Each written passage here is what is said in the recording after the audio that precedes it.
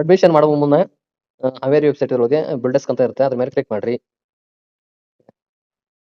Click ಮಾಡಿ ಅದ್ರಾಗ ಒಳ್ಳೆ ಸ್ಟೂಡೆಂಟ್ ಇದು ಅನ್ನಕ್ಕೆ ಹೆಡ್ ಆಫ್ ಫೀ ಅಂತ ಬರುತ್ತೆ. ಇಲ್ಲೇ ಅಡ್ಮಿಷನ್ ಅಂತಂದು ಇಲ್ಲಿ ತುಂಬ್ರಿ. ಹೊಳ್ಳಿ ನೇಮ್ ಆಫ್ ದ ಸ್ಟೂಡೆಂಟ್ ನಿಮ್ಮ ಹೆಸರು ಏನಿರುತ್ತೆ ನೋಡಿ ಇದನ್ನ ಭರ್ತಿ ಮಾಡ್ರಿ.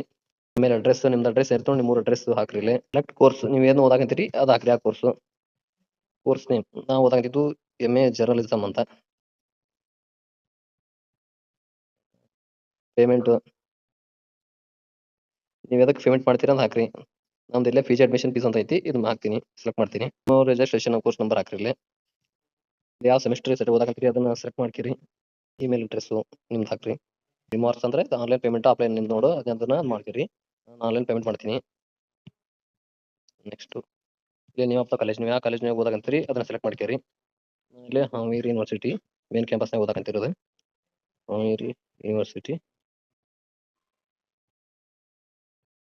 ಹಾವೇರಿ ಕಿರಿಮತ್ತಿ ಹೇಳಿ.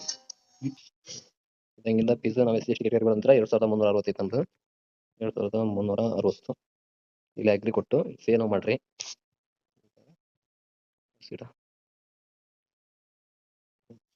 ಇಲ್ಲಿ UPI ಮಾಡಿ ಆ್ಯಪಿಗೆ ಹೋಗ್ಬೇಕು. 5 ನಿಮಿಷ ಟೈಮ್ ಐತಿ. ಪೇ ಮಾಡಿದ್ರೆ ಮುಗೀತು.